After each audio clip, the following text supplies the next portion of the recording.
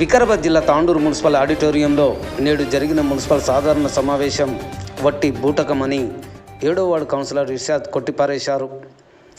సమావేశంలో కేవలం కాంగ్రెస్ పార్టీ భజన మాత్రమే జరిగిందని, అభివృద్ధి ఆటకెక్కిందని విమర్శించారు. ప్రతిపక్షాల నాయకుల గొంతు నొక్కుతున్నారే తప్ప వారి వార్డులలో అభివృద్ధి చేయడం లేదని ఇర్షాద్ ఆరోపించారు. నిరుపేదల కోసం నిర్మించిన డబుల్ బెడ్రూమ్ ఓ పెద్ద గేమ్ అని, కాసుల కోసమే కౌన్సిలర్లు కక్కుర్తి పడుతున్నారని ఘాటుగా విమర్శించారు. ప్రతిపక్షాలపై విమర్శలు ఆపి అభివృద్ధిపై దృష్టి పెట్టాలని ఆయన కోరారు. అందరికీ నమస్కారం. ఈరోజు మున్సిపల్ కౌన్సిల్లో సాధారణ సమావేశం ఉండే. అట్టి సమావేశంలో ప్రజలకు మేలు కలిగేది ఏమీ లేకుండే. జస్ట్ డమ్మీ సమావేశం ఉండేది. ఎమ్మెల్యే గారు కూడా వచ్చారు. అయినా ఒక 15 నిమిషాల్లో 6వ వార్డు చదివి వినిపించారు. అక్కడ కాంగ్రెస్ భజన తప్ప ఏమీ లేదని చెప్పి నేను ఈ మీడియా ద్వారా తెలియజేస్తున్నా. భజన ఆపి అభివృద్ధి గురించి ఆలోచన చేయండి. 36 వార్డులలో ఏం అభివృద్ధి చేయాలో అది ఆలోచన చేయండి. అది లేకుండా ఖాళీ భజన మాత్రమే నడుస్తుంది తప్ప వేరేది ఏమి లేదని చెప్పి ఈ మీడియా ముఖ ద్వారా తెలియజేస్తున్నాను. అదేవిధంగా రాము కౌన్సిలర్ గారు ప్రెస్ మీట్ ద్వారా మా ఫ్లోర్ లీడర్ గురించి చెప్పారు. లాస్ట్ టైం కౌన్సిల్లో 12 లక్షల రూపాయలు బిర్యానీలకు మీరు బిల్లులు లేపుకున్నారని చెప్పారు. నేను రాము గారిని ఒకటే కోరుతున్నా, ఆధారాలతో సహా నిరూపించండి. మాటలు కాదు, ఆధారాలతో సహా నిరూపించాలని చెప్పి నేను రాము గారిని మనవి చేస్తున్నా. అదేవిధంగా వార్డు నెంబర్ 20 నవీన సంతోష్ గౌడ్ వార్డులో ఒక మెట్లు ఇరగొట్టని చెప్పేసి మా కౌన్సిలర్ గారు చెప్పారు. అదేవిధంగా మేము చెప్పడం ఏంటంటే, ఇరగొట్టిన సంతోషం, తప్పు ఎవరు చేసినా తప్పు తప్పే. కానీ నేను ఒకటే చెప్తున్నా, అందరూ కూడా సమానమే కదా. మా వార్డులో కూడా మేము కౌన్సిలర్గా ఉండి మా వార్డులో కూడా మీ కాంగ్రెస్ కార్యకర్తలు 10-20 ఫీట్లు రోడ్డు మీద వచ్చి కబ్జా చేస్తే నేను కాంప్లెక్స్ టీపీఓ గారిని ఇస్తే కూడా దానికి ఇంతవరకు కూడా దాని దగ్గర పోయింది లేదు టౌన్ ప్లానింగ్ ఆఫీసర్లు. ఈరోజు కౌన్సిల్ మీటింగ్లో కూడా లేవడం జరిగింది విషయం నేను. కానీ నేను ఒకటి చెప్తున్నా, మెట్లు ఒకటి వచ్చినాయి, అది వచ్చినాయి, ఇది వచ్చినాయి అని చెప్తుర్రు. దాంతోపాటు వార్డు నెంబర్ 9లో కూడా ఒక చిన్న రేగుల డబ్బా పెట్టుకుని పేద కుటుంబం బర్రెల విషయంలో ఏమో కట్టుకుంటే అక్కడ పోయి టౌన్ ప్లానింగ్ ఆఫీసులు ఊకే ఆ డబ్బా గురించి మా దీప మేడం గురించి అక్కడ వార్డులో చెప్తున్నారు తప్ప, సర్వే నెంబర్ 130లో మున్సిపాలిటీ ముందలో పెద్ద భూమికి షెడ్డు కొట్టారు. ఆ తీయనికి చాదగాకొచ్చిందా? కానీ మాట్లాడడానికి వస్తుందా? కానీ భజన ఒకటేనా? ఏమీ అభివృద్ధి లేదు. ఈ 5 నెలల్లో మీరు చేసింది ఏంది ఒక్కసారి ప్రజలకు మీకు తెలియజేయండి. మీరు ఎట్లా అంటే అట్లా. తర్వాత డబుల్ బెడ్రూమ్ల విషయంలో ఎమ్మెల్యే గారు, కలెక్టర్ గారిని, సబ్ కలెక్టర్ గారిని వాళ్ళందరినీ పిలిచి మాకు మీటింగ్ కూడా చేసిన అక్కడ. తర్వాత ఇక్కడ కూడా డబుల్ బెడ్రూమ్లో కంప్యూటర్ ద్వారా ల్యాటర్ సిస్టమ్ లేపారు. ఓకే, సంతోషం, నో ప్రాబ్లం.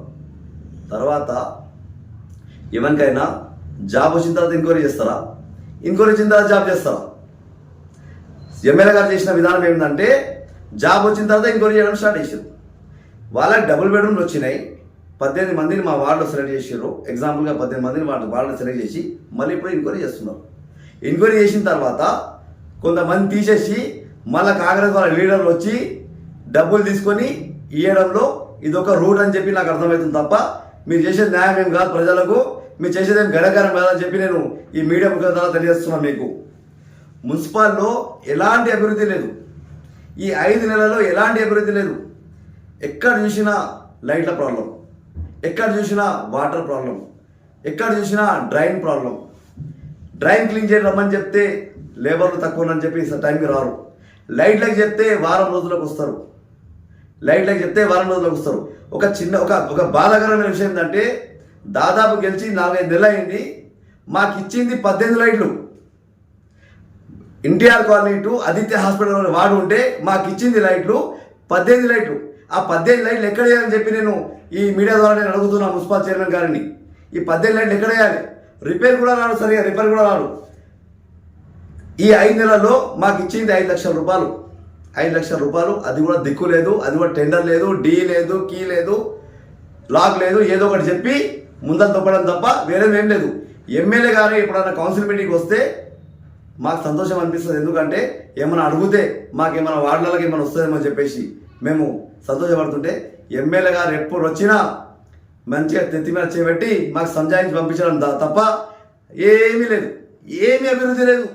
అసలు అభివృద్ధి అంటే నేను మాటలా చెప్పలేను. ఇప్పుడు రాబోయే రోజుల్లో ప్రజలు మీకు చూపిస్తారు అభివృద్ధి అంటే ఎట్లుంటే. రాబోయే రోజుల్లో మీకు మీరు చేసిన పనులకు, మీరు చేసిన అభివృద్ధికు గుణపాఠం ప్రజలు చెప్తారని చెప్పేసి ఈ మీడియా ద్వారా మీకు తెలియజేస్తున్నా.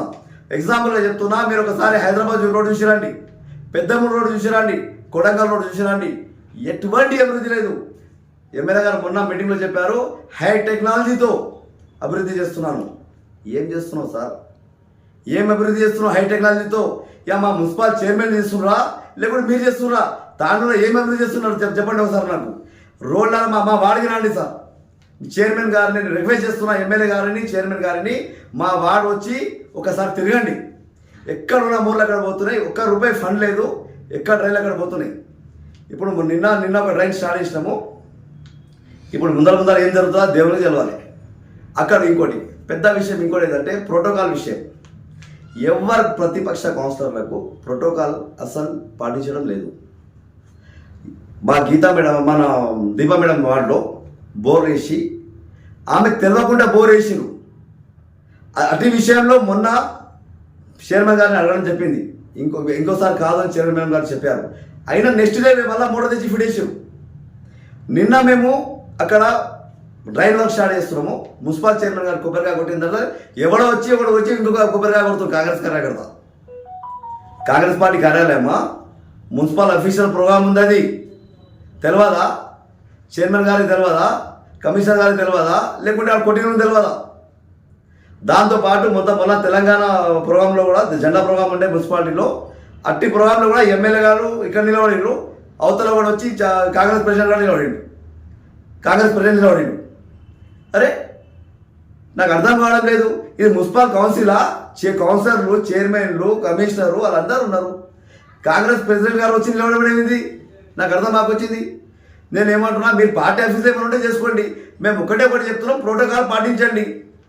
దాంతోపాటు మా ward number 20 councillor Naveena Santosh Goud వార్డులో జేసీబీ పెట్టి ఆయన జేసీబీ వాళ్ళ 50 సార్లు అడగడం జరిగింది.